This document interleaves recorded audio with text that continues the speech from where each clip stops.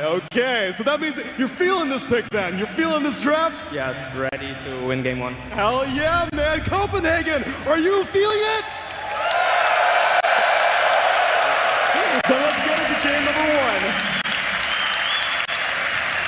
I know I'm feeling it. Back in 2017, Mickey, iNsania, and Boxy were once the newbies in the European scene playing against veterans. 7 years and 4 international attendances later, this trio of Liquid are the veterans, and they face a more junior team in Cloud9. But this is a team that is unique. They're hungry, and they're coming for Liquid, I think.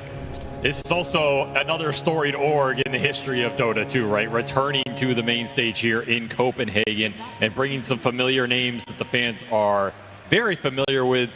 To me, this has been a storied return for no one in this event. He is the player I'm looking at the most, maybe in this entire game, to decide the fate of this series. Because he has been absolutely dominating, absolutely popping off, but he is going up against a staunch foe in Nisha. Not an easy player to lane against, not an easy player to play against. Maybe one of the most historically successful mid players of all time. So this is going to be a tough task for him to find the same sort of game impact we've seen him have over the course of this event. And not only that, I mean, Austin, did they handicap him? They put him on Zeus.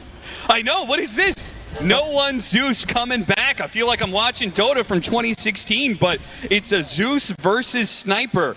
Cloud9, I love the fact that you pointed out no one's performance so far at this event, because this is a squad, Cloud9 squad, that multiple players have been to TI before. Entity has been there multiple years, in fact, but to be able to make top 8 and perhaps much further than that, it may come off the back of no one's performance here today. See if he can roll back the years. Watch that lane matchup. Already, Nisha 6-0, but a little bit of action bottom and top lane as we are looking for kills on either side. And Kataomi, who's going to be the one dropped by iNsania for first blood. Very difficult lane to play the level 1 against. Battery plus power shot, basically the strongest level 1 nuke coming out of any carry. Just catches you off guard, and the blood grenade trade not favorable here.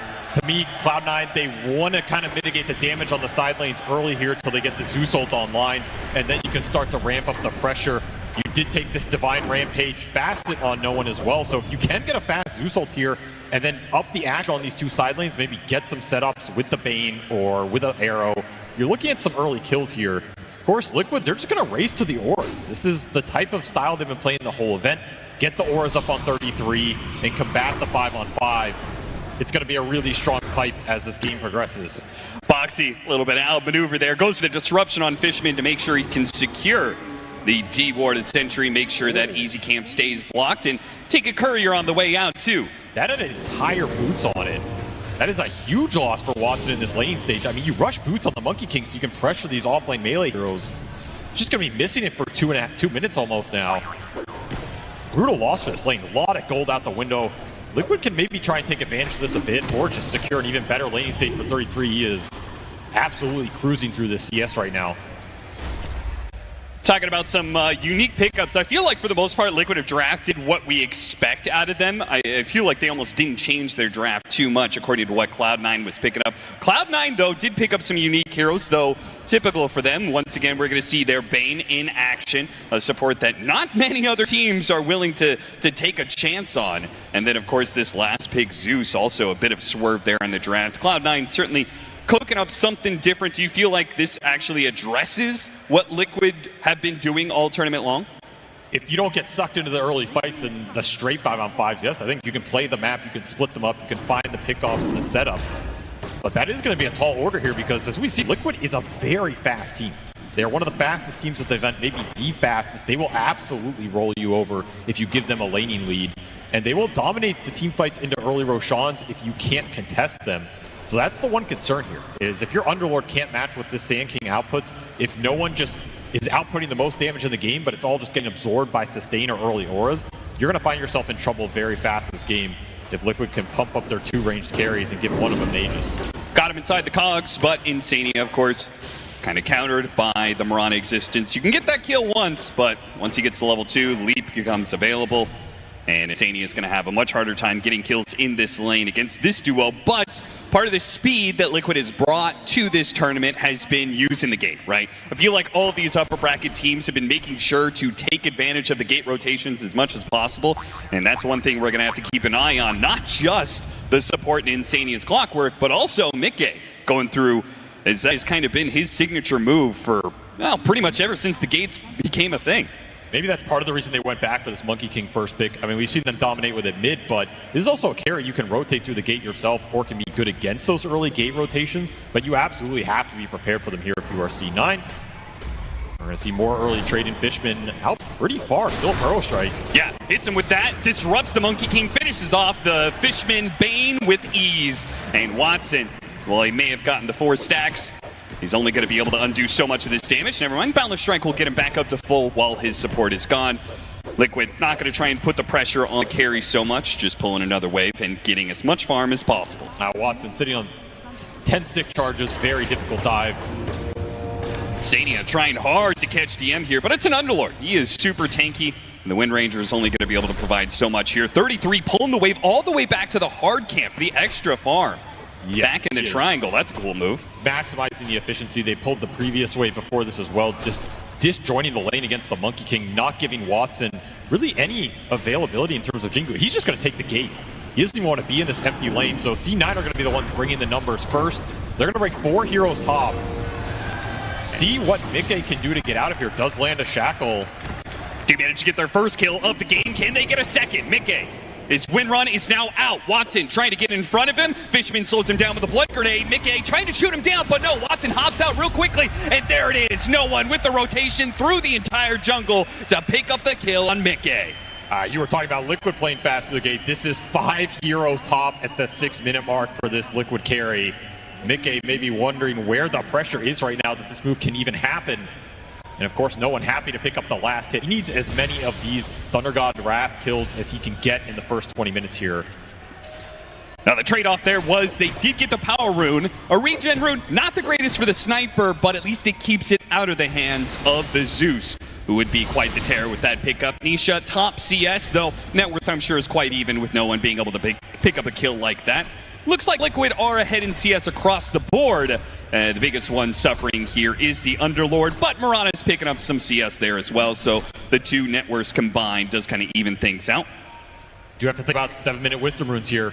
We have seen how much Cloud9 like to contest these. Fishman already angling for it. You know Fishman is willing to go for the Wisdom Rune no matter what. Even if it's a death sentence, he will usually try and pick it up. Though against Liquid, it seems like he doesn't have the positioning. Instead, he gets a little ward out there, keep some eyes on the triangle and block out some camps. Yeah, this is another factor in this game you have to think about. The stacks that are going to end up in both triangle here. You have Shadow Demon on one side, Moran on the other. 2 4s that can easily pump up these stacks. Just the offlaner is going to clear through them incredibly fast, and then you can pump the aura timing up as well. Yeah. Not seen a large amount early because I think it's been mostly skirmishing, but this is absolutely a big objective that could be developed later on. And if you can open up these tier 1s early, I think you're going to be happy as either team. Arrow sleep combination comes out once again for an easy kill for Cloud9, and the TP rotations are just not going to be fast enough, so they cancel them. Leave Mickey alone out on an island. Never mind. 33 coming in from behind with an epicenter. No damage behind it, really just himself, and it's not enough. iNsania is going to try and get here and help him out. Fishman does have a Nightmare coming up in a second. He throws that out onto the Sand King, see if he can get out of this damage over time for the Sandstorm. Watson chasing, positioning here with the Murata hitting the arrow. They could go for iNsania. Boundless Strike hitting on the 2. Watson pops out and claims 1. Big old damage coming through as well. You don't have this epicenter to fight anymore. 33, he is in trouble. Yeah, behind him, no one cuts in again. Straight from the mid lane, he keeps on rotating up to top. Try and catch up to him, a blood grenade that misses, and the Mirana is going to be a little bit too short there to catch up. Very awkward rotation from Liquid to try and counteract that. They committed triple TP to bail out Mickey, cancel 2 of them, and 33 is just left up here alone. I mean, if there's any person you're going to epicenter and get a kill, I think you could have killed almost anybody there except for the Underlord. Yes, and very heads-up TP from DM. Will not give up that big death in the laning phase. He is low on this board, but he just needs levels, needs the gate, and can join those fights. Doesn't need to have the craziest start here. And the big question for me is, at what point do you try and get the sniper involved? I mean, we're watching Nisha just farm mid. this is an early game dominator of a hero. Like, Sniper can use these shrapnels. You have 4 points in it. He would love to join these fights, get active, contest enemy stacks. This is where you don't have the best gap close on the side of Cloud9. Like, you're really only going to have Monkey King in this game. Ideally, you fight around the Sniper as much as you can in the early game if you're Liquid. Yeah. I mean, a combination of lack of gap close and then also just a lot of frontliners, right? Clockwork, Sand King, they're going to make your life really annoying for trying to get to this Sniper. But the question is just when he gets involved, wow, does Nisha want to play it? Because I feel like if we were watching Extreme Gaming, XM would have already made some rotations, you know? Factor 000 is, I mean, it's great because you're really farm here, but you're going to have to translate it into some map control at some point. Maybe you can play a slower style again. You can get up the stacks. You can just match the farm pace. You have a little lead out of the lane. You got a little out-rotated into your safe lane. Still held the tower here on top for Liquid, which they're very happy about. But both teams are now starting to get those huge stacks up. And there are a lot sitting on the triangle for Liquid to fall back on, though the Sentry did block one of their camps. Yeah, that hard camp has been blocked for a couple minutes now. But Cloud9, they haven't had the same kind of invading force, though iNsania is going to defend his own area here. Going to make sure the rotations don't get unmatched. Fishman shot down from the mid lane by Nisha. Straight on the board with the Sniper, and these are the type of river skirmishes Nisha is just going to be very happy taking. And looking for even more. No one. Oh, he pops the illusion, but they're still going to be able to catch him. Demonic Purge, and a shot to the back of the head will take him out as well. Nisha being enabled now, but perhaps the supports will pay the price. DM gates on in, but has no real backup with the arrow missing. And now he is the one in trouble. He's going to have to back away as Boxy and Nisha see their opportunity to aggress. A lot of long-range poke from this Liquid lineup. And now for egress for Mickey. Caught again in the top lane, can't get out in time. What a head-up sleep from Fishman. Just level 4 Bane with a level 2 sleep, catching a Wind Ranger on the lane. That is not an easy task, and he makes it look easy. A lot of experience that he needs in this game. Still only level 5 on this Bane at the 11-minute mark. As Liquid will go back to claim some of their stacks, they got Nisha involved. That's pretty much what they were looking for. Now this Sniper is just ripping through this net worth chart. Yeah, and the Sand King is right behind him. He is catching up. He has abandoned this bottom lane since he first made that epicenter rotation up to top. He has just gone from that to pure jungling. Everyone's gone from the bottom lane. Empty lanes on the map right now for Cloud9, and they can't really exert the same pressure they want to right now because this Underlord's just not strong enough to force the straight-up fight. It's gonna come down to Watson and no one getting in good positioning, finding the openings, and your tier 1 just went down for free. Yeah, managed to get the last hit before no one could come in for the deny. This is starting to feel like Liquid are taking over the game in terms of the pace and the controlling where the fights are going to happen. I'm still worried about if you get a really fast pipe here eventually on the Sand King, you just mitigate so much of the Zeus's impact. Yeah. Definitely feels like Cloud9, while they may have gotten some kills in these rotations up at top earlier, it's beginning to play against them. Disruption comes out to help save iNsania from some of this damage because they had a guaranteed kill on Fishman, so no trade-off here. Just Liquid taking another kill as iNsania keeps on matching the attempted plays from Fishman and other heroes of Cloud9 as they try and invade, and those invasions don't work. They don't get the map control to offset what has happened in mid. Liquid are out farming them right now, and it's very hard to aggress into this lineup when they have so much long-range poke. Fishman's going to TP bottom straight back into a smoke. Oh no, it's going to be back-to-back deaths for Fishman. An amp damage for a Sniper will make short work of him. A killing spree for Nisha. A high ground that is dewarded. A kill that is made, and now a push to be had. I mean, Nisha's just farming the Bane at this point. Get this man away from him. Cloud9 just feels uncertain in terms of what they want to do right now. You have your Maelstrom on the Monkey. You have your Phylactery on the Zeus. This is where you would want to take the skirmishes. You can't push the tower straight up. You're getting outranged in terms of spell power. Awkward situation. Ideally, you kind of want to smoke and get some sort of gank going with your Bane setup or arrow. You could just trade farm and hope you out-carry Liquid here with Solar Flare backing up your carries, but that seems a little risky given the position you're in the game right now. Yeah, and given the fact that you don't have any other heroes to really take advantage of that bonus damage and attack speed outside of the Monkey King. Well, right? I mean, Underlord, is he going to do it for you? I mean, Katsuyomi might just transition into a carry at this point. That's true. We've seen him do it before. Need the Gleipnir done on this Watson here to really start to take aggressive fights of your own. And I think Liquid are going to be content farming this map up. I say that, they already finished the Bloodstone on the Sand King, so 33 is just... He is absolutely huge right now. Yeah, if he gets in the middle of any fight, that Bloodstone is going to do a lot of work to keep him up. And they have this vision. Oh, the hook shot just a little bit shy. A big pickup could have been had, but Cloud9, they need to do something about this stack being stolen. They're bringing numbers in. They're smoked up. Cannot give Liquid this much of an economy. There goes the Thundergod's Wrath for the vision. Fishman's going to be the first one down, dead in an instant. And Watson has to hop out. No one. 33 doesn't bother with that one too much. Already used the Burrow Strike. DM is in the middle. He just gated in the middle of all of the Liquid heroes. Surrounded. There's just no openings. Like, who goes in and takes the brunt of the first set of spells? It's been the Bane every time, but there's no big committals here from Liquid. It's not like they're using massive ults to take down a support and, okay, we can take the fight 4v5. You just get decimated instantly, and then you're in a 5v4 position without clear initiators.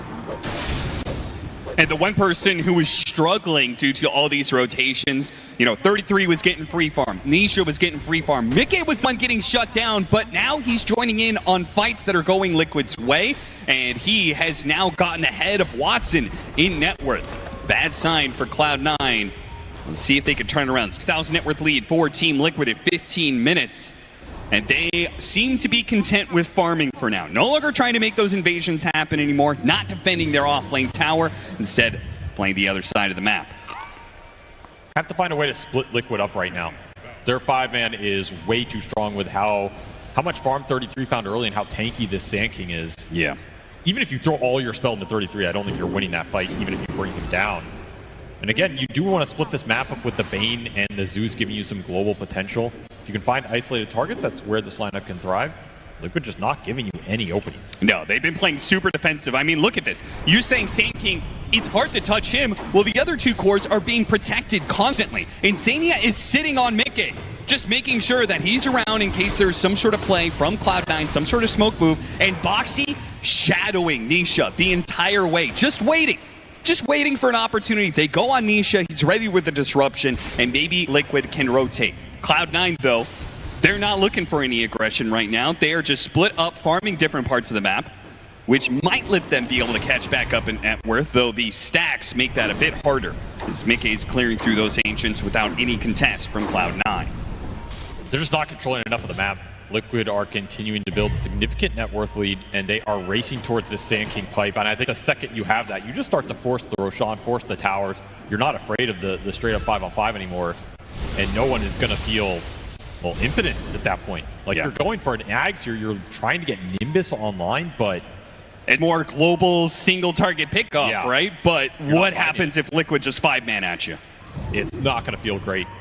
You will be able to get some vision on this sniper and maybe help find him on the back line, set something up for the Monkey King, get some burst damage out before the saves come through. Yeah, that would be most ideal situation for Cloud9. Whether or not Watson is able to get on top of Nisha's sniper. 33 is just vacuuming the map, though. Like, he has had the entire upper half of the map during this period. This Sand King is exploding in network. He has 230 CS. Just clearing through so many camps. And there's no smoke gate going into him right now. There's no threat even looming if he's worried about it. This pipe's just going to be done for free here. Level 15. The power of both this facet, which is great for farming, but also Stinger. He's getting those high levels because he's playing solo, so he's getting solo experience the entire way. And Cloud9, just that bit of pushback that happened in the first 10 minutes. All their aggression was kind of put to a halt by Liquid being in the right place at the right times, and they've just given up on that for now. Play to farm, but they are losing that battle right now. 18-minute pipe after a Bloodstone here. This is brutal for no one. You just can't itemize through this as a Zeus. Fishman, it would be good for him to be able to break this smoke. Otherwise, somebody else is going to be the victim of it. And it looks like it could be DM, though. If he goes through the gate here, maybe he stays ahead of them. Nope, spotted by the flare. He's going to be Gleipnir. Maybe he knew this was coming, trying to make a run for it, but he has nowhere to run to and no place to hide against the clockwork. Take him out. And Liquid, what are they going to do with this position? Can't really Rosh. I think it's too slow here, not efficient enough.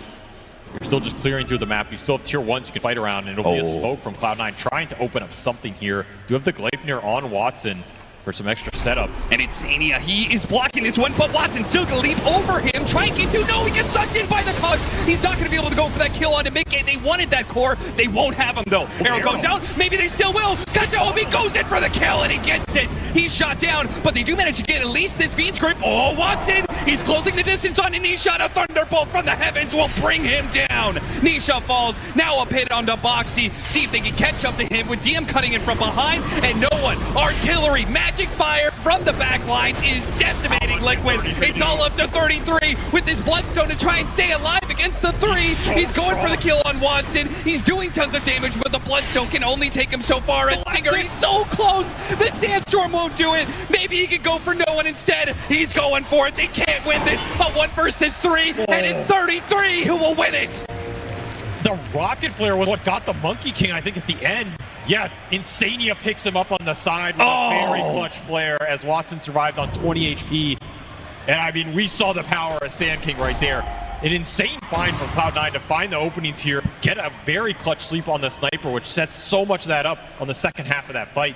I mean, they will take that fight every time because you needed something like this in the game, but Liquid's still able to find a way to win this in the end.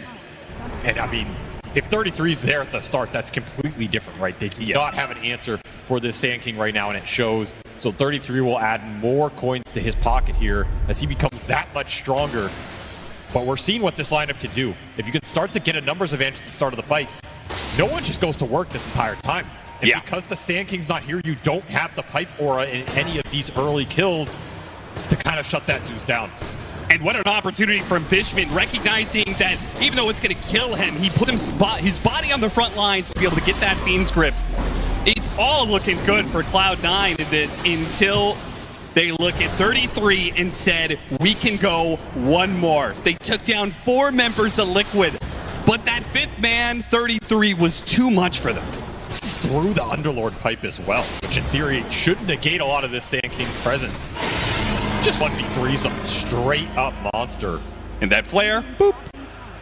50 damage is all it takes. Watson gets caught by that one. Mickey enjoying that turnaround that happened, but it was still ultimately Cloud9 getting a lot of net worth and experience out of that they were lacking. They were farther behind in net worth than this. 5K is nothing. They were down 10K before.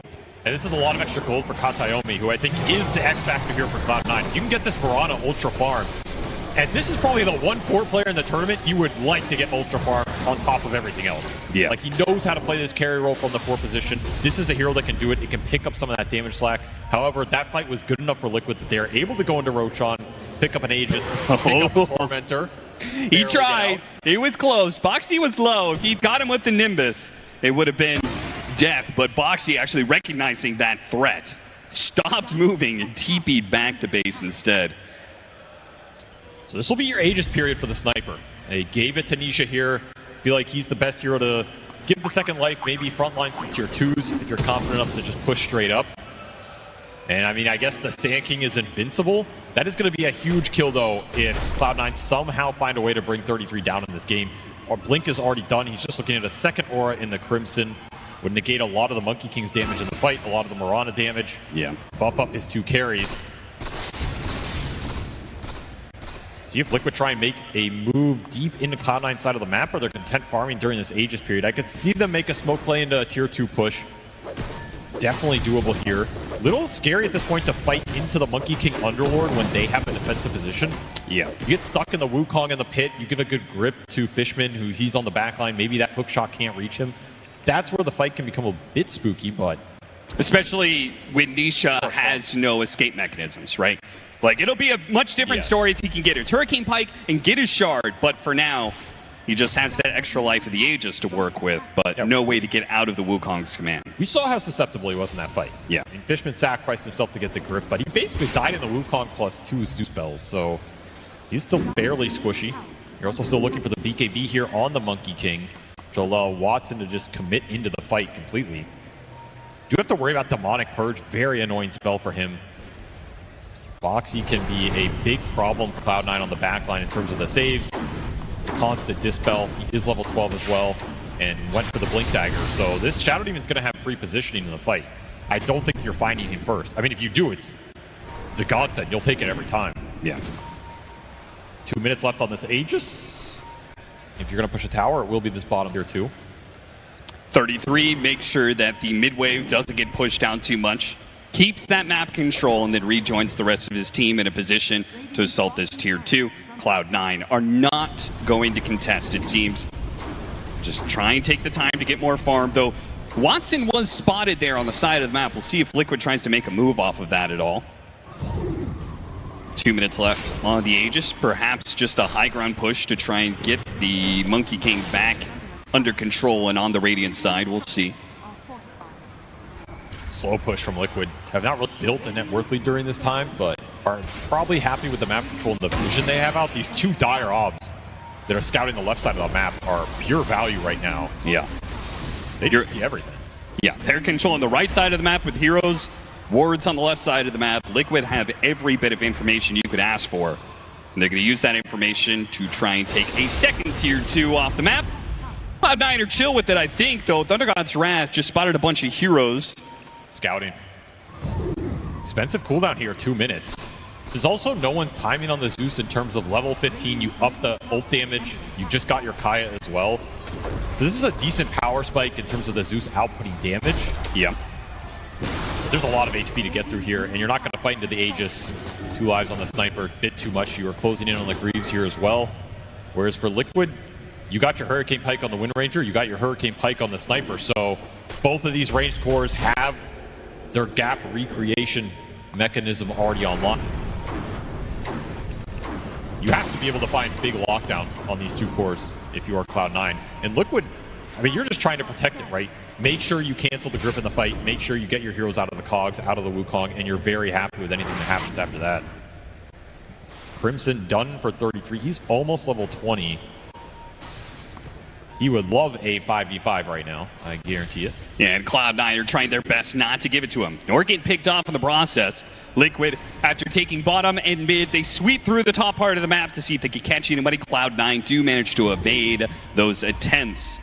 But this side of the map is only going to be theirs for so long. And that's why they're going to try and make a move here. I think they know some of these heroes have tried to go through the gate after them, and they're going to back into them with this smoke. Liquid have already backed away, though, rejoining the rest of the 5 stack from Liquid. I mean, if you look at Liquid's Fog of War, again, these deep wards, like, you know something's up, right? When you do not see anybody this long, they know that smoke is on the map right now. The vision is just preventing this aggressive move from Cloud9, and I'm not sure they would have wanted to find it anyway. Liquid are clumped. They've had an amp damage rune on this Sniper. You do have your beat me timing for the Monkey King, which is what they were hoping to use there. It's just so risky. If you run into Liquid head-on in a 5-on-5, you are probably not going to like what you find. Liquid, are you confident enough to push high ground here without an Aegis? I mean, they do have an easy mode way to do it. Sniper sitting way in the back, poking at it. 33 gets in a few swipes there as well, but he doesn't have to stay up in that high ground. Amp damage is going to wear out in a few seconds, so Cloud9 are probably just waiting for that. Watson refusing to back away, though. He is still out of the map, still trying to find farm. He shows himself for a second. Liquid ping him. You have to keep somebody out on the map. He's going to come back. I was just saying, if you come back with everybody, you have to take the fight. You cannot just sit in your base right now. They're going to try and get the flank. They want a grip on one of these ranged cores. Wrapping around, getting behind them here. They might have their opportunity to start off with a Nimbus. Nisha's already at half health, and they're backing into an ambush. A Wukong's command that is surrounded 2 of the cores. On the other side, there's DM as well. McGay, he's able to get away with the wind run, and the Hurricane Pike got Nisha out of the Wukongs as well. DM's not able to finish the job, and the monster, that is the Scorpion of 33, is chasing after heroes. He gets the Mirana, bodyguards the rest of Liquid so they can back away. A 1-for-1 trade-off, support for support, but it also, the Aegis is ticked out, so Liquid may not feel confident anymore to keep up the pressure. Huge plays for these Liquid supports. That could have been a disaster of a team fight, but they're able to bail Mickey out of the middle of that Wukong. They cancel the grip. They kind of mess with the Underlord on the backside. Watson's unable to connect on the Windrun Wind Ranger. It was a very clutch disruption from Box. He absolutely bailed that fight out. Liquid were not ready for that angle. Like, Watson got in exactly where he wanted to be. He had a two-man boundless strike on 2 cores, the 2 ranged cores in this game. And Fishman with his patented wisdom move steal will eventually find one. Classic Fishman. He gets there eventually. So Cloud9, hold on, 9K net worth. Feel like we said that a few times. 14-10, 29 minutes in. Cloud9 and managed to stave off some of the early aggression from Liquid. Scaling up though, do you feel confident that Cloud9 are going to be able to take the same fights against Liquid at 35, 45 minutes in? For this Zeus, no, but for Solar Flared Monkey King, it's pretty dangerous. Yeah, if Watson can get to 5 or 6 slots here, he has Underlord auras to back him up, and then you can just throw some other weird spells on top of him, or if Katayomi can, you know, make a presence for himself with Hurricane Spike plus something else. Yeah. I can kind of see the damage being there. A lot of it's dependent on how that setup goes, and Liquid definitely have tools to deal with it, like we saw there. The disruption, the hook shot, 33 just being on the front line. This Sand King level 25 talent is still a beast of a talent.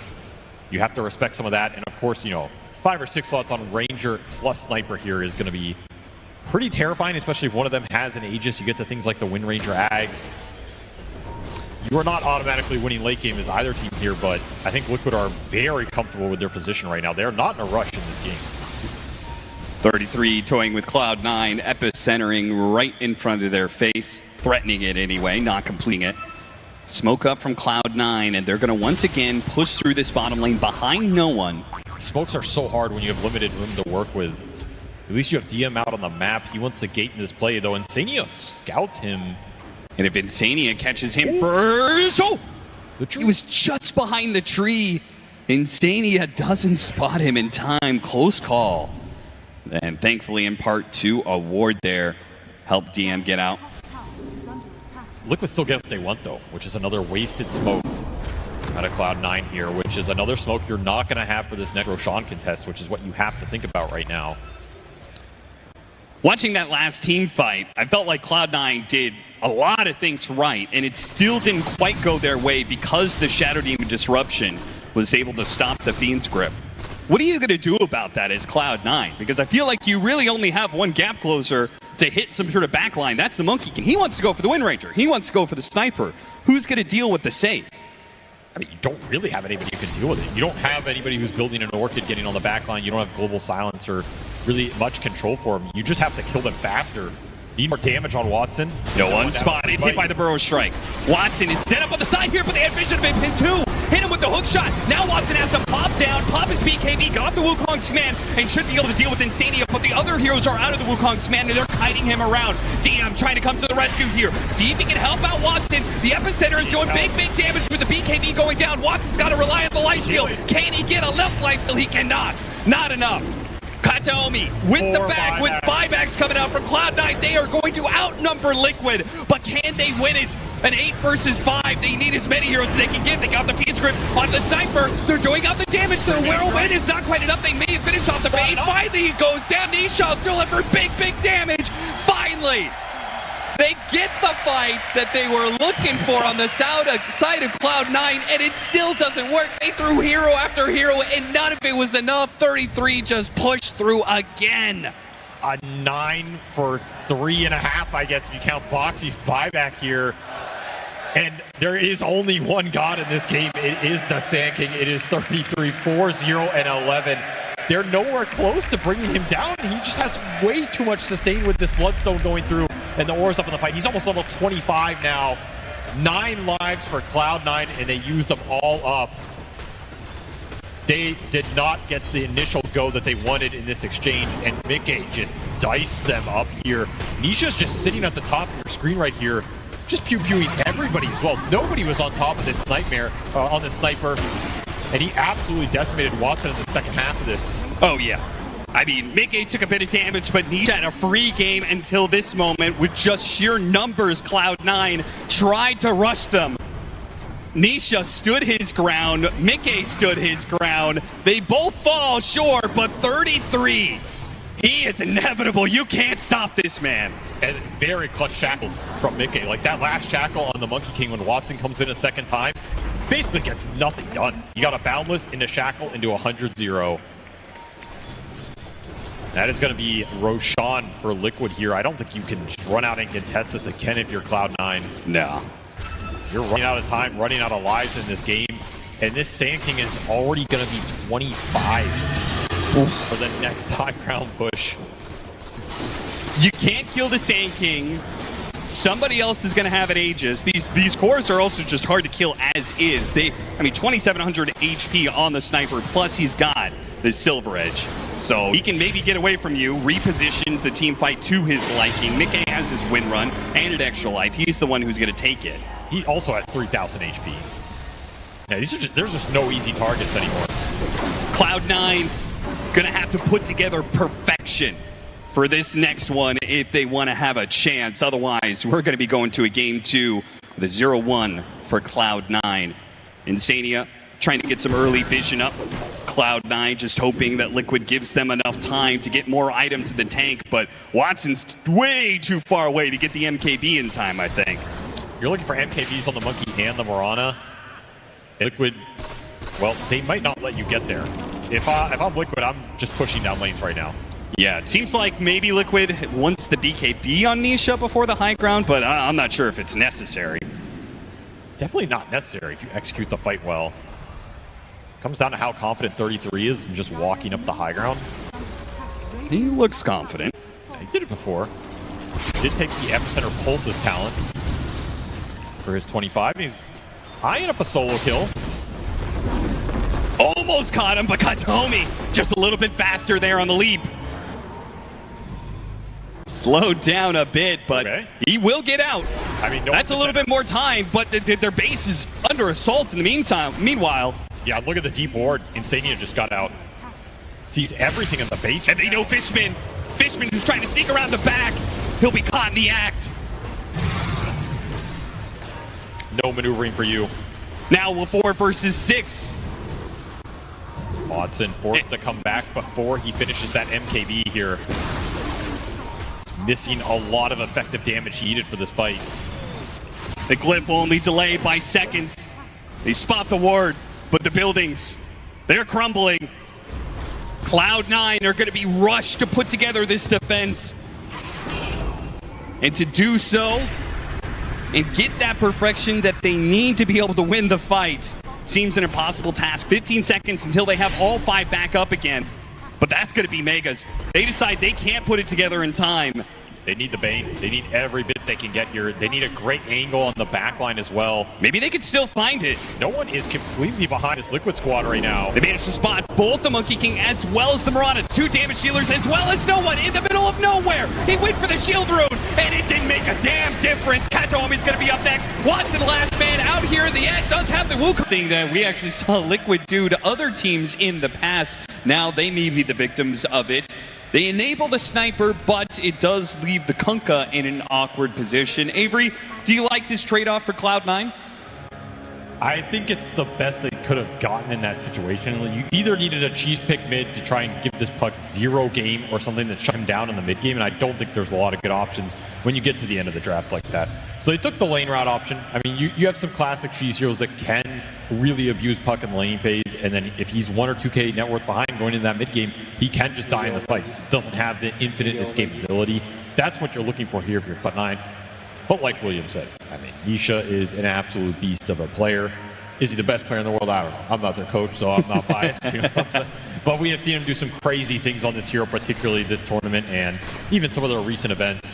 It's a very scary hero to give to Team Liquid because it gives you control, it gives you that pace. It's a hero that can rotate, but it's also a hero that can scale really hard. And yeah, he took the curveball here. Yeah, that is an interesting choice. We'll see what kind of curveballs Nisha's going to be throwing around in this game as we have the lanes already matched up. So we have the Naga Siren, which they talked about on the panel and in the interview as a hero that was not expected to be seen, mostly because it's very often being banned, paired up with a Razor. This is going to be a dangerous safe lane for DM and Kataomi, who are going to be playing as the Kunkka and Winter Wyvern. And then they've got their own ranged hero in the safe lane. Watson going to be rocking the carry lead of this game.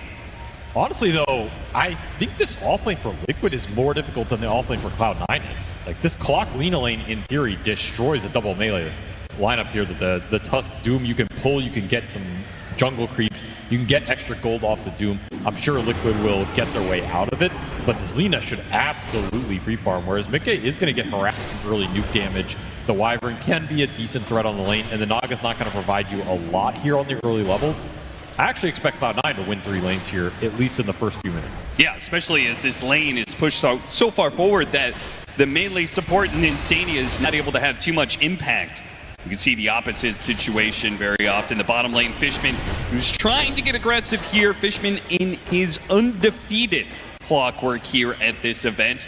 And a hero that I feel is much better suited for him than the Bane. His constant in-your-face aggression feels a little bit better for him to be playing a melee hero in my opinion. But look at this mid matchup. It is not fun for Nisha. No one waving hello to Nisha as he's already gotten some heavy damage on him. Top lane TM has a bit of his damage drained away from him. The only way the Razor can win this lane. I think C9 have played their early waves on this top really well, though. They got the lane back early. This set a lot of the first few minutes up really well for DM. He did not get a huge amount of his resources burnt. You're looking at the mana on this Razor, it's basically out for Mickey. Whereas the counterpart here, Fishman, he got the zone in early. He's limited a little bit of the CS, and he's put Watson in a free farm position. Gonna go for him. Hit him on the torrent, slows him down a bit, hit him with the Splinter Blast even, but it's just a level 2 Winter Wyvern, so it's not gonna be an overwhelming amount of damage, just something to keep him honest, keep him back while they try and take the Lotus here, but it's gonna be grabbed by iNsania instead. On the other side of the map, blocked out by the Shard, Fishman might just be able to get the kill on Boxy, but Boxy pulls himself away as 33 gets close. So Lotus into the hands of Fishman, Lotus into the hands of iNsania. They will boost up their cores, try and put these ranged cores in a better fighting position. And the real story is, of course, this mid lane. No one is winning the CS. He has 12 denies already, so he's putting in some work here. This is where you want this matchup to be. It's not the worst I've seen it, but it is getting up there for Nisha right now, as this is where this lane becomes absolutely miserable. You have to rely on water runes. You have to rely on maybe some bottle refills. Nisha praying one of his supports dies right now so he can get some extra resources. Seriously. Nisha might have gotten that first CS over no one, but no one's definitely getting the last laugh here in this lane. As the counter pick matchup, the lane wins 16-13 compared to 9-3 for Nisha's Puck. He is getting water runes though. There's no sort of support rotations to deny the resources, make this lane even worse. And these curved orbs are actually hitting no one. A bit he bought raindrop just to deal with some of the harass. So Nisha's not in a bad position in terms of resource management, even if he's getting out CS. But I mean, that's going to happen in this lane no matter what. Katomi. Ooh, getting pulled by the reel-in from iNsania, but maybe that's not where they want him close. Boxy barely survives on the other side of the map. Mickey continuing to take damage, and the Splinter Blast will catch him in the end. Kataomi throws a long lob from across the lane on the DM, bounces over, and gets them the kill. Trading 1 for 1. Kataomi's certainly going to be happy with that trade-off, though. They managed to get the first blood. Oh, absolutely. I mean, this is your Kunkka Razor lane where the Kunkka's killing the Razor. They just played the first 3 minutes really well up here. And that was through the Lost Lotus as well. So Cloud9 very happy with how this offlane Kunkka has been going. And you got to remember, they put this pick here to give you the advantageous mid matchup, which no one's very comfortable in. Much stronger early game from them out of the laning phase here. The support didn't die, but Nisha will still get that refill on bottle. You just have to give resources so he can stay in the lane. And honestly, he's doing pretty well. DM trying to get a little stacking action in. Kataomi's still going to be here in time to help DM. Will it be enough, though? With all the damage drained away, the slows are not going to be enough to separate the two. DM goes down, and Kataomi's chased out of lane. Barely maintained that link there. That was very close to breaking. Otherwise, he lives. Another courier death for Watson. He has been sacrificing these couriers. And it does give you a decent amount of gold. I mean, you're looking at this net worth chart despite some of these kills in the early CS. Blocks him off, make sure he can get the last hit on the ward. I feel like Liquid's actually happy with how all of this progressed. Despite some of the early advantage, like this Doom has been farming up a decent amount in the jungle. He didn't give up any bad deaths. Boxy sacrificed a lot of his game to give 33 this type of early laning phase, so this Tusk is very poor. But you're okay with this because you have seen 33 just absolutely crush teams with Doombringer this event.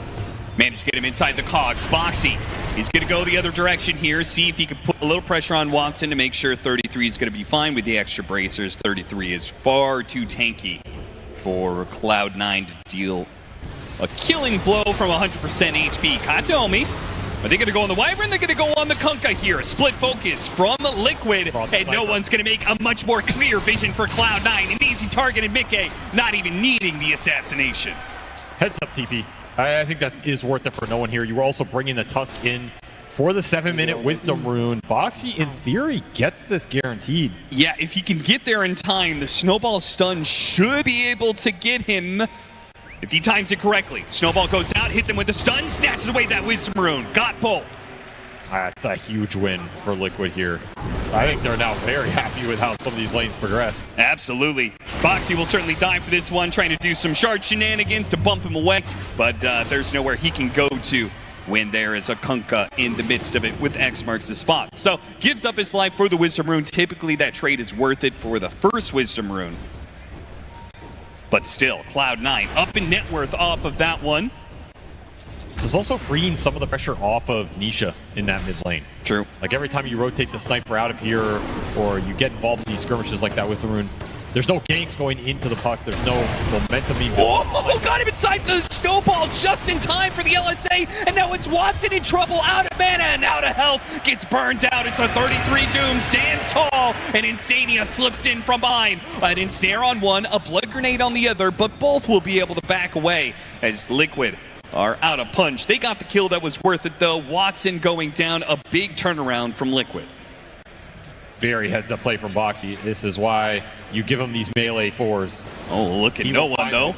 Ace Rune, he's looking to help Fishman. Fishman's dead. Can no one get the revenge, though? With a Haste Rune, he should be able to keep up with Boxy, no problem. Eventual death. Boxy pops the Lotus to get the kill on the Courier. A spiteful play that also gets him back into the tower, not giving the full net worth over to no one. Look at this net worth chart. Again, another fight no one's dragged into, which means he's not getting that 1v1 versus the puck, and that's just recovery time for Nisha here. Thanking his team for the space being made right now, as this entire lane has been recovered at this point. Yeah, that sniper puck advantage is gone. Do not think Cloud9 got what they wanted out of this laning phase in terms of that matchup specifically. You're going to just have to play this game straight up now. Do have some tools to deal with the puck. I mean, you have a curse, which can be very good for setting up your chain stun capability.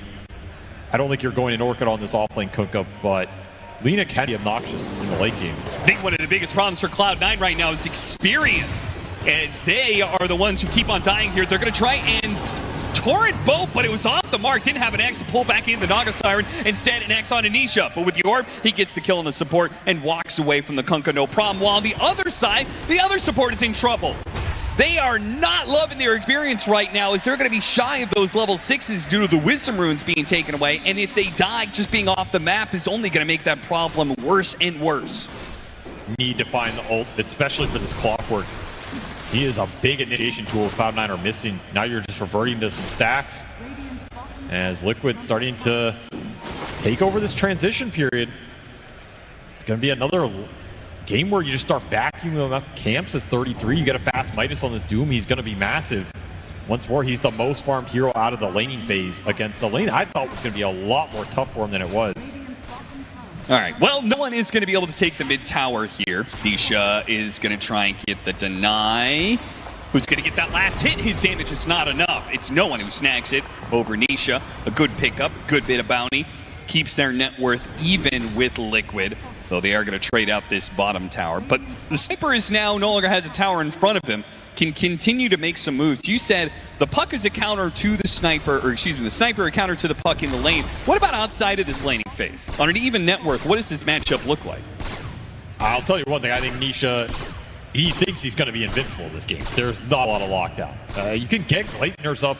If you're super ahead of net worth, then you can stop that puck getting to some of the later defensive items, and you can punish him in that mid game.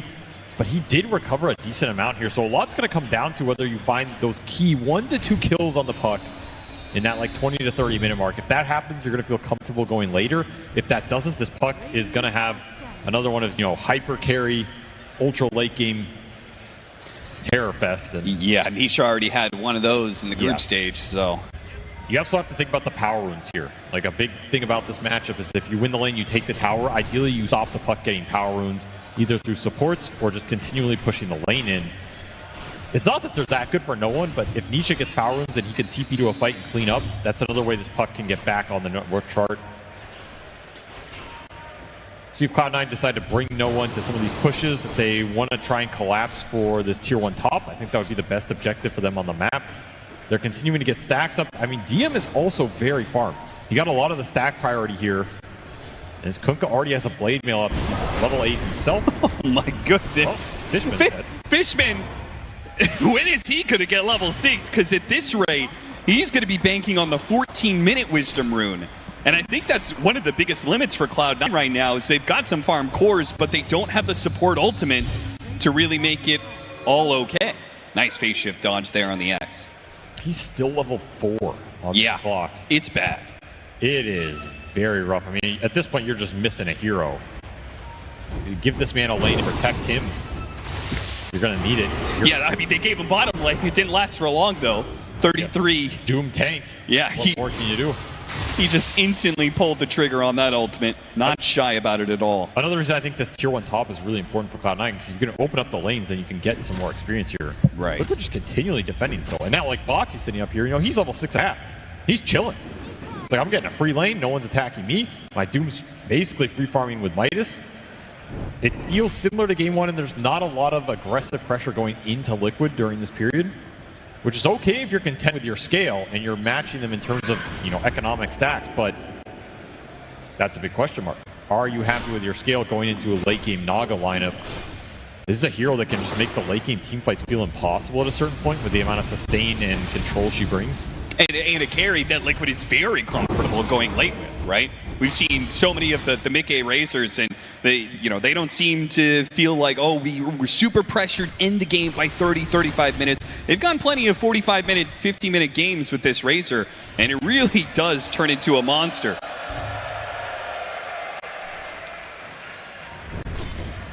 That was them turning the hats off. Of course.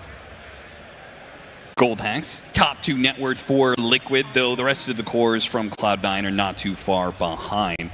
It's Watson who probably struggled the most, but he's still catching up to his Gleipnir, and with that Gleipnir, maybe the kind of catch that they get off that allow them to get some pickoffs. They're going to try here. Boxy pulled back into a Torrent, has a snowball to delay the inevitable, but he will die here. Fishman making sure he ends up on the high ground.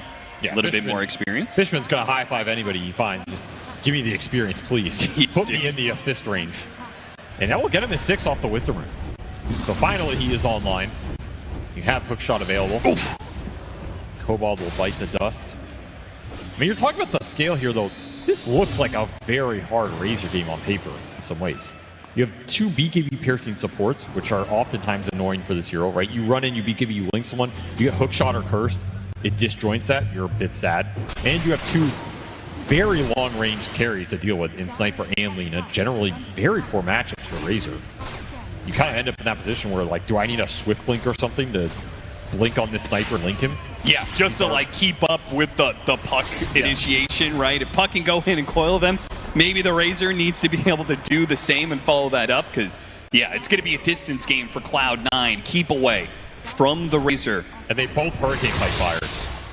Very obnoxious item. I think Mikke he might have met his match in this game with this hero. Like, he's going to have to really have smart openings into the fight, take good angles, and find his target early so he can stick onto them. Does not look like an easy task for him, but we will see what he can do with it. His choice is an early BKB. Yasha, BKB. A very even game so far. 5 to 7, 15 minutes in. Net worth pretty much dead even. Both teams are content, it seems, to just farm away. Well, you know 33 is. I mean, yeah, he's got the Midas. He's in his element right now. 2 Midas. Do you get the power rune for Nisha? Amp damage. He's going to make the rotation pop. Will he find anything? Find a Fishman. Almost catching him inside the shards, Fishman. He'll open up that hard cam. Now that they've taken the tower, Cloud9 finally be able to take over these areas of the map. Kataomi and DM pushing forward, trying to set up an invisible Watson. Smoked up. Very close to a Torrent tower. lands, LSA, not quite there. He's too close to the tier 2 tower. They're not sure about this one, but Fishman wants it anyway. Drinking Buddies will pull him outside of the cogs, though. Fishman has to TP out. Cloud9, it seemed like a bit of a stumble there, but they don't lose anything for it. That's a good sign. I don't mind that play as a poke, right? You got a lot of reaction on Liquid, but the curious part is they brought everybody to it. Like, they brought the Lina in a smoke. They brought no one to that exchange. There was no one pushing out the lanes or farming the map. So it felt a little awkward, right? Are you fighting that? Are you fully committing? Are you poking them? Now Watson, he's going to need some help. Coil and pulled back in, and immediately throws his full barrage of spells at Nisha, hoping to survive, but it will not happen. A Doom is going to kill him, so he does what he can to bring Doom down with him.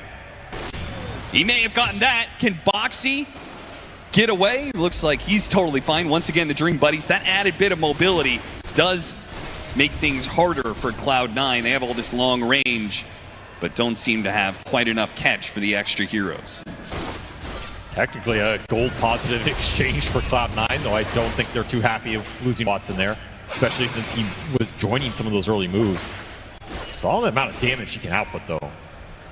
It is no joke. It's going to be another factor here. Like, who do you want to doom in this game? Do you actually want to doom the Lina every time? Are you taking the Wyvern if you can find Kataomi at the start of the fight and remove some of the control? Because even if you doom this Lina or Sniper, there's two of them. The other one might carry the fight. The other one's just going to fight through it anyway, like we saw there. 33's decision-making is not easy in this one. No, like the panel said, this is a very obnoxious lineup to fight into for Liquid. A lot of things they have to maneuver and worry about. If they can finesse them, I think they can own that fight. But they have to set it up properly. And if you're looking at initiation power, like we talked about why C9 went back for this clockwork over something like the Bane, it's a lot more natural, a lot more consistent, long range. The initiation power for Liquid is pretty dependent on this coil landing on big targets. Watson opting for Boots of Travel as his next item. Yeah, just wants to play the map, keep the farm up. He wants to be able to join these plays without committing himself into the move on its own. Do you feel like it's greedy, though? Because no, I don't think so. I think on this hero, it's a natural progression, honestly. It's also like how you play the fights thing, right? You just want the high MS on the Lina. So you can stick on a target to get the extra right clicks in. And this is a game that's likely going to go late. You know, this is not a game where, like we saw last time, Cloud9 are going to put Aegises on this Sniper and go high ground early. I don't think their lineup does that nearly as well as Liquid did in game one. And we're seeing Liquid here. They're just stacking and continuing to play the farm game. This one is probably going to go the distance here. Because you're going to look at Roshan contest who's getting Aegises and who's scaling up all three of their cores. Cloud9 hoping this series will go the distance as well. It relies on Fishman. Misses the hook shot. Not going to be able to find the kill on Nisha. His elusive puck is already going to be difficult enough. The curveball maybe makes it more difficult to predict his movements. As we can see, Liquid are getting the better of the stack exchange. So when it comes to these slower matches, usually the stacks play a big part in who gets more out of the map. Naga too. I mean, Naga is a map cleaner. Yeah. He's a stack setter. You have Wyvern to match a little bit of that. We've seen Kataomi find a lot with this hero, and his blink is done. So maybe now you have a bit more setup that Nisha has to think about. When he pushes in these side lanes deep, you just blink, curse the puck, sets you up for Cog, hookshot, LSA, whatever you want to do out of that. And it'll be another 3-man smoke with this Wyvern blink. Leitner done for the Sniper as well. So the mini lockdown elements are now online for Cloud9. They had a good enough early game. They got them there. The puck is still susceptible right now. They will take anybody they find on the map, though, especially that Doom with... Oh, that is a perfect target. The highest net worth hero tries to hurricane himself out of there, but there's nowhere he can run to. The rocket flare will see every movement. Meanwhile, DM got the mid lane in. So this is going to translate into some decent map control for Cloud9. They would really want Nisha right now, but you can't get everything. No, and Nisha, seeing all those heroes on the other side of the map, will try and punish Cloud9 as much as possible. Just hitting that tier 2, while iNsania will soak up the enemy jungle as much as he can. Already has a mech. Cloud9 will time their Tormentor with the Wisdom Rune spawning. Oh, they got the good one too. This Wyvern shard is some decent value. You can push with it. Good in the fights. Kataomi going to be happy about that one. Plus, he found the Grove Bow, but Liquid, they have perhaps other plans? I don't think you're Roshani at this point in the game. No, I don't feel like their lineup really is that adept at being able to do it quickly. But you are closing in on the double BKB here. Mickey finished his. He also got the Girl Bow pretty nice. And 33, his is flying out right now. So if you are Liquid and you want to make a move in this game, now's kind of the time to do it and find a random neutral item. I don't know whose that was, but he will claim it. I mean, this is a good time to fight with the double BKB. You have to worry about hookshot and curse, but if you can get on top of the Lina or Sniper with the Razor BKB, that's the key to a team fight victory here. Cloud9 are going to take the first step here, though. And it's great for them if they don't run into the BKB heroes. Hard to be able to catch this puck. They're making a long wraparound behind him here. Do they see Mickey in the river? Oh, they managed to get a scan onto this move from Cloud9. Cloud9's own scan has narrowed down the search area here to right next to their tier 2 tower. They'll catch Boxy for it. Certainly not what they were looking for. They wanted, I'm sure, a core out of that smoke gank. Yes, they committed everybody for that move again, right? Brought both the carries. Though they do get a D-ward out of it, they control this bottom part of the map, which is where this Roshan is. And I think you just commit to it here if you're Cloud9. Like, I don't think you can commit so many of these 5-man smokes without getting some sort of map control. Got him in the curse. Trying to set up for the TP rotations. The LSA off the curse. Here comes the burst damage, and it's more than enough. That is exactly what you were looking for this entire game if you are Cloud9. It does not take too many puck deaths this game to really swing the momentum in your favor. And now that Roshan, it's open for 40 seconds here, no puck. You can run back towards bottom. Yeah, felt like Cloud9, they were a little timid about taking that Roshan with just a support pickoff, but a core pickoff, they are certainly better set up to start it. Can they actually take it, though? Liquid, I mean, are they going to contest? The issue here is you don't have BKBs on your cores, and you're playing against Naga. This is a scary Roshan to commit to because iNsania walks in there, he gets a good sleep. It could just be an absolute disaster of a team fight. Liquid, they're not going to give this one up for free. Cloud9 know it too. Good read by them. They're going to back away from the Roshan pit here. Concede this area. They don't really have to worry too much about Liquid taking it. What they have to worry about is getting jumped on. A blink forward, not going to find him quite yet. No one. Immediately uses the Hurricane Pike to try and separate the two. Got the Gleipnir onto the Tuss. See if they can kill it before the stop. But there it is, the song. Now the reset of the team fight. They've got a Doom on the Kunkka as well, so he's not going to be able to help out. They just surround this horse sniper. There's no way out of this one. Fishman trying to protect him as best he can with the cogs. They have the Embrace, slowing down the damage as best as possible, but Mickey sticks onto the sniper with his BKB. No retreat possible for Cloud9 sniper. They bought back DM Kunkka, who just died to Doom on the backside of that. Doesn't get to do anything in this fight. Watson's just out of here. A buyback that doesn't seem worth it because the trade-off was nothing. Absolutely nothing for him. I mean, maybe you could say you're stopping Liquid from doing Roshan, but I'm not even sure if they were going to go for it. Yeah, I don't think they had plans. So it was a smoke to prevent Cloud9 doing it. I mean, there was a sick LSA there from Watson, but they couldn't catch Nisha for the full duration. It just skirts out of there. And that's one way to use a sleep in this game. You can use it defensively, but if you can just sleep the sniper, get the Razor straight on top of him, not much you can do about it here. Yeah, they really needed Curse in that sort of exchange. That was a big factor there for Liquid and why they made that aggressive move. Curse on cooldown from that mid play earlier was around 15 seconds from coming back up. That was something that could have bailed your sniper out of that situation, but they just didn't have that tool. Yeah, they were... There was multiple targets there for a potential Curse, but as you said, Liquid knew the timing, played it accordingly. That Boots of Travel is done. Hurricane Pike up next for Watson. As you said, Hurricane Pike cores for both on Cloud9. Just trying to play the distance. I think they're both going to go BKB at this game as well. Yeah. You just need to be able to BKB and land the LSA on the puck when you need to, or BKB fight through a Doom. 33 continues to find a lot of farming here. You took Philosopher's Stone on this Doom. The greed is good, he says. Once more, he is very large. Shiva's done going back for another Midas. Just keep buying the Midas. Philly Stone Doom, I've seen it all now. And he's about to get that Philly Stone completion, that big chunk of gold that comes in now after it's done.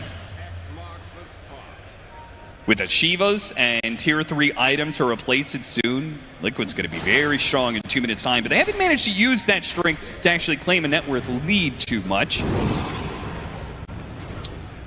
Eyeing this dire side, Roche. That's the other thing about this, is it switched sides since Cloud9 were unable to claim it, which means this Roche is a way better setup for Liquid right now. Straight on their outpost, this is where their vision is. They're just going to get this for free?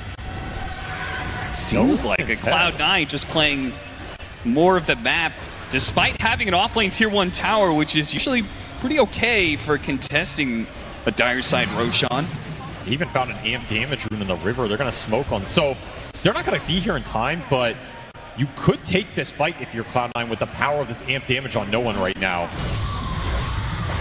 What this Naga Siren does in this moment is going to be super important because they have the Aegis. Now it's just Liquid. Are they going to be able to get out?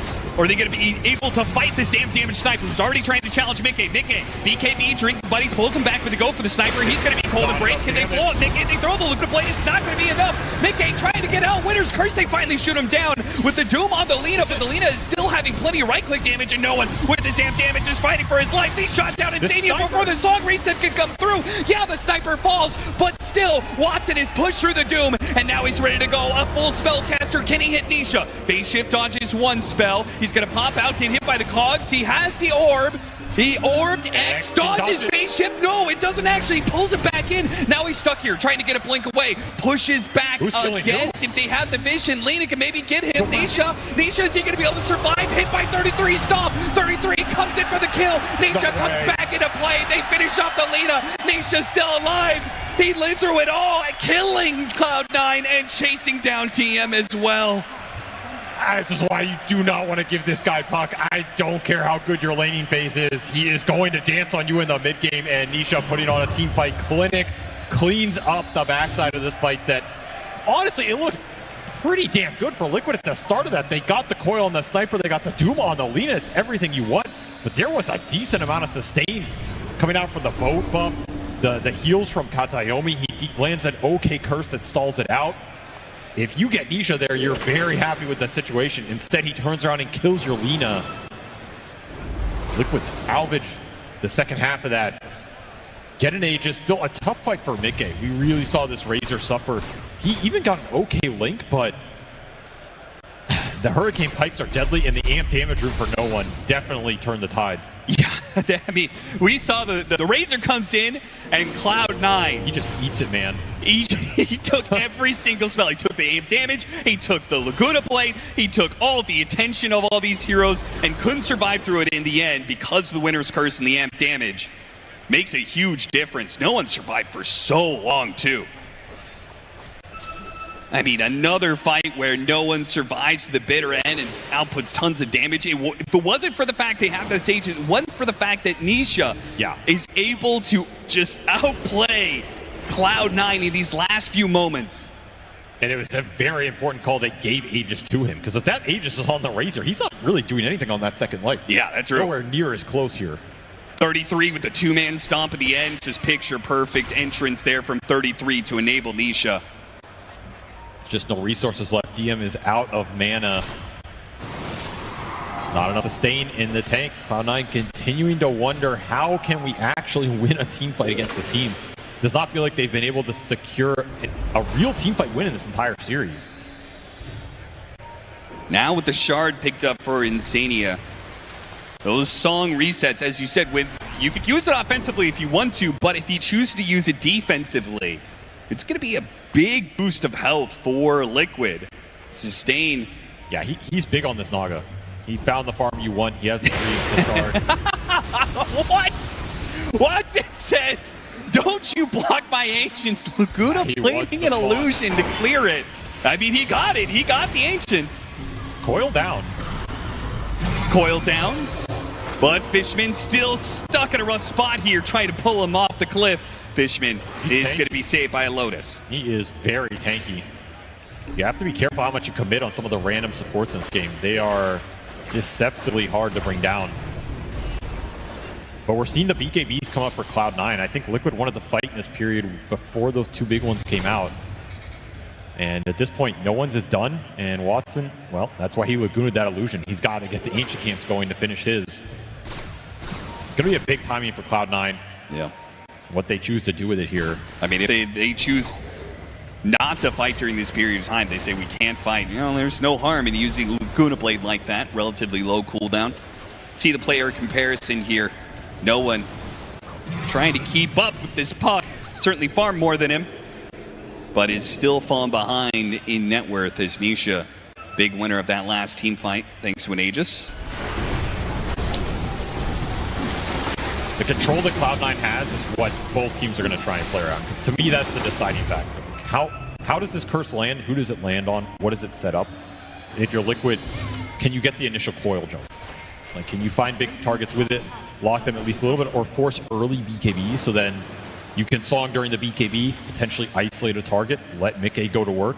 Would you ever consider Linken's because on Liquid, because the curse is so important, right? Every curse is led into a Torrent, Boats, LSA, Laguna Blade. Like, there's a full combo of spells that follow up after that curse is used. Is it that important to consider Linken's block? I mean, Mickey went for one. So you have a Linken's on the Razor. He has BKB as well. You got to remember, if you're BKB, this curse will not affect you.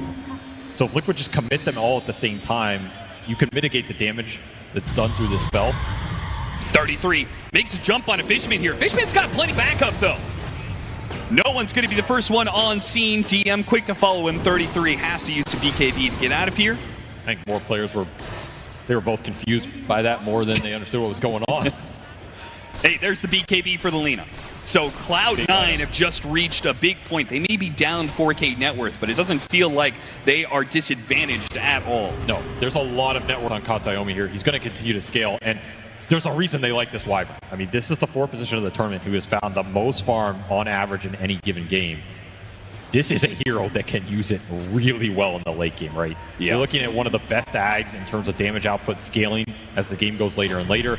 He does an absurd amount. It's a factor Liquid have to consider as this game progresses. And he has enabled his initiation, knowing how important that curse is. A Blink Dagger and a Shadow Blade. The Naga just runs straight into no one. And he instantly songs to try and keep himself up. Will blink away, running to the rest of Cloud9 here. Gets Gleipnir, instantly trying to take that off. Hook shot, and does manage to get him inside the cog. So iNsania does die for this. A smoke move. Yeah, a sacrifice from iNsania. The rest of Liquid will be able to get out. So what can Cloud9 get off this 40 seconds with no Naga on the map? Fishman goes bottom, looking for Bounty Rune, maybe some setup. These setups have to be really fast if you want to catch this puck. Nisha already Octarine done, plus a gem on him. He's just controlling a lot of the map right now.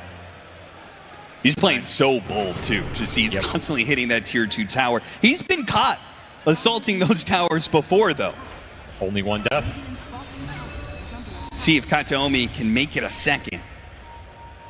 Yeah, the Shadow Blade is another tool to maybe set up and find this puck on the map or find him in the fight, right? If you just stay in the back, you're Shadow Bladed, Nisha doesn't see you, he goes in.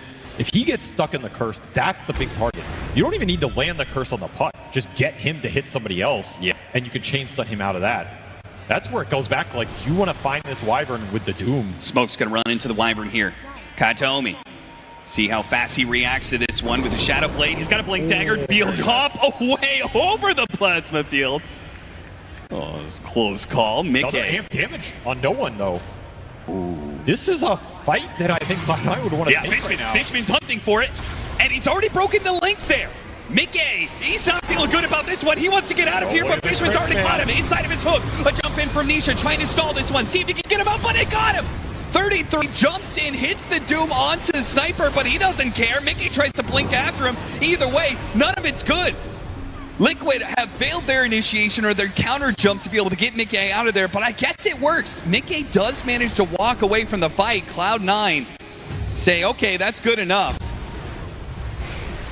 Nisha is right on the edge, man. If any of these stuns land, he will get bursted. But Cloud9 cannot catch this puck right now, and even with an amp damage rune, they're gonna try! Got him on the curse! The Volp, it's a short curse, but they hit the LSA, and full wombo combo will bring him down. Finally, they get Nisha for the second time. And that was the gem as well. Huge pickup for Cloud9. I mentioned at the start of this game, you only need 2 or 3 kills on this puck to feel a lot better about your situation. That is the second one. And look at Cloud9. Full of vim and vigor, straight to the high ground off of a single pickup. They say that's good enough. Maybe more. A hook shot lands on the Mickey. No, he doesn't have BKB. This is a perfect catch for Cloud9. A second core dying from Liquid. And back to the high ground assault. Wait, no one's going to back up here as the illusions were cutting the waves. You still know Doom's on cooldown, though. It's coming up in 10 seconds, so Watson, he wants to push high ground, wave or not.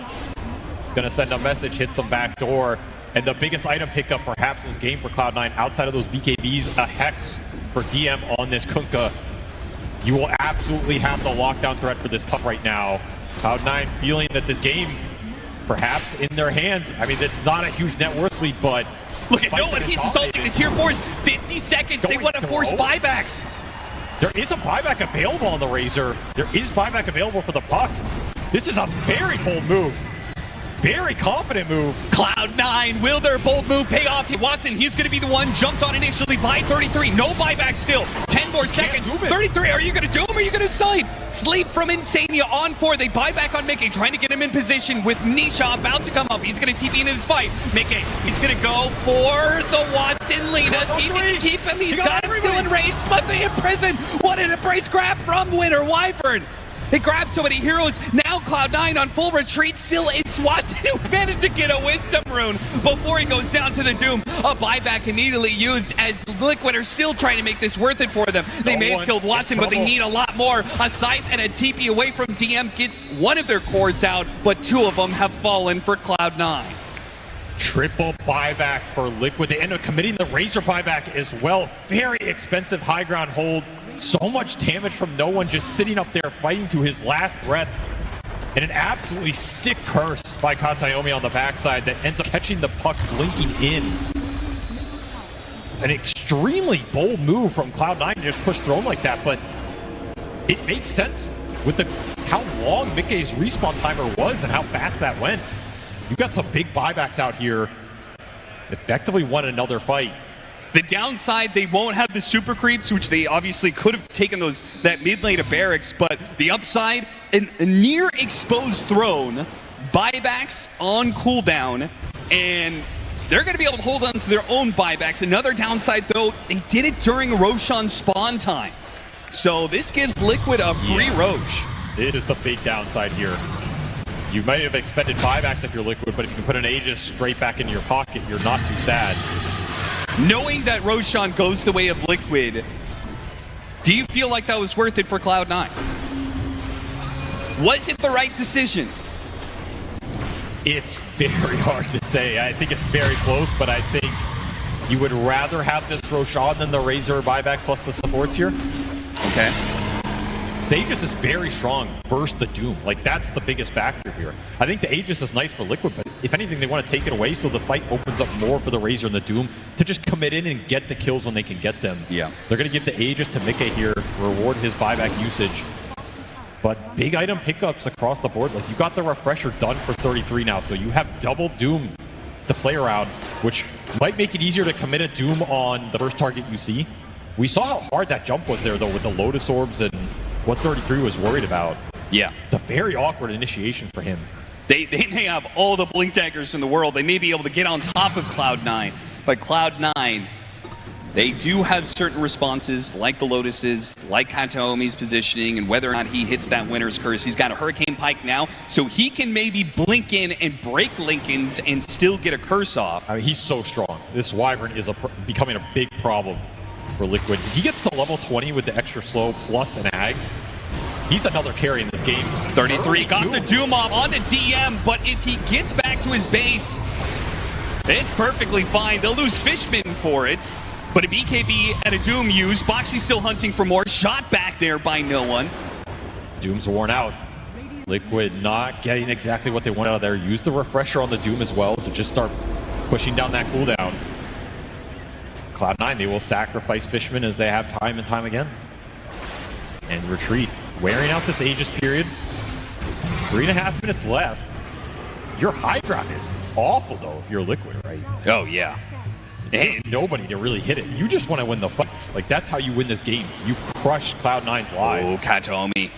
He is walking into a Sentry. Nisha, he spotted him. Oh, he didn't get the dust, didn't get the coil. Kataomi's faster than him. He forced Staff down to low ground. He's out. There's no coil to stop him. Great reaction from the support of Cloud9. That was so risky.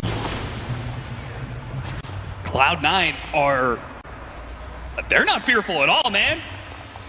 TI main stage making plays, going straight for throne, not hitting barracks. Katomi out on the base against an Aegis with some heroes down like that. Yeah, he has no buyback, by the way. He put out for that. Oh my god. So you're making that play, you're making that scouting with no buyback on one of the more important heroes here. Like, he goes down, that opens up the high ground. That is a huge snag for Liquid, but we are seeing this game. It's still technically in Cloud9's hands. Feels like they figured out a way to break the team fight hold Liquid's had on this series. Gain some momentum for themselves, and they are scaling, man. That's the biggest factor here. I think this Puck is an insane hero in the late game for Liquid, but you have to worry a little bit for the Razor and the Doom finding their mark in the fights first. What effectively going to be a triple ranged carry lineup between the Wyvern, the Lina, and the Sniper. They're all just going to sit there and start hitting you. More Lincolns in this game. Spell casting in these team fights is going to get weird. So many Lincolns. Lotus and a Lincoln's coming in for Cloud9 as Watson's trying to protect himself. With the Blink Daggers, I feel like you almost can't stop the initiation from Liquid. That Razor is probably going to get out on top of you. He's probably going to try and link you like he did in that last team fight. Cloud9 managed to get this Tormentor right before Liquid cuts across. They are running out of time here. 2 minutes left on the Aegis, and I feel like they haven't done too much of it. That's the question. What can you do with it? You can't just break high ground naturally. You need the fight. Maybe thinking to get a pick off, but they still are not finding it. Cloud9 have been quick enough. They stay one step ahead of Liquid. They'll get this tier 2. But it is a paltry reward for this 5-minute Aegis timing. You get a refresher for your Razor. Huge item for Mickey in this game. You can play around double BKB, double Lincolns now. Gives them a lot more capability to take a longer fight. And of course, you're pushing towards some level 25 talents in this game as well. A lot of level 24 heroes right now. The only level 25 is Nisha on that Puck. Does have the debuff immunity piercing Dream Coil.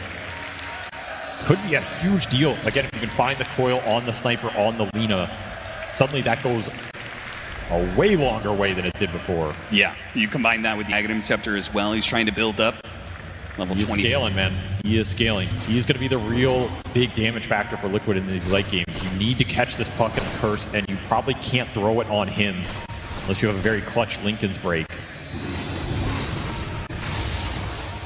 Katomi trying to go shove out these waves.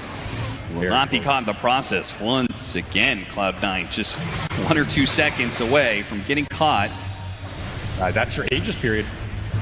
30 seconds, it's out. Cloud9 can push out of their base and take their aggressive fight if they want to. In fact, they are already smoked up in preparation for this expiration. Mickey farming aggressively. 10 seconds left on this Aegis. Cloud9 looking to make a move around this Aegis expiration. They also want to play around Vision. Got a high ground ward here. And a tier 2 tower right next to it. Be a great area for Cloud9 to be able to take a fight. Liquid are not going to trespass onto that area. Gotta get these lanes out. Your Cloud9, Liquid continuing to farm up the map. Push towards those level 25s. In fact, they got the Razors. It's another big talent in this game. Getting the attack speed with Steel. Very nice on these ranged carries. And now that you have Refresher, potentially double Link, double BKB, it is a lot of damage gone out of your lineup and you can connect the Razor in the team fight. Boxy Blink could also be pretty influential. You saw some decent snowball saves versus a lot of the Kunkka spells, Wyvern spells, LSA. 45-minute game, 17-17, dead even net worth. But it could all come apart off of just 1 or 2 team fights. Cloud9 have smoked up and looked for it, but Liquid, they seem to know something's going on with some of their deep vision and the bottom wave pushing in. You know, back behind their towers, knowing the smokes much harder to find purchase against those objectives. Doom applies mute. It's up, as is the shard for Boxy now. These Dooms are brutal, but can you land them? Yeah. That is the big question. There's a lot of interrupt. There's a Lincoln's now on the Lina. There's a Lincoln's being built for no one. Lotus Orb and Hex on DM. So if you go in with this Doom, you don't pre-BKB. You risk getting instant Hexed.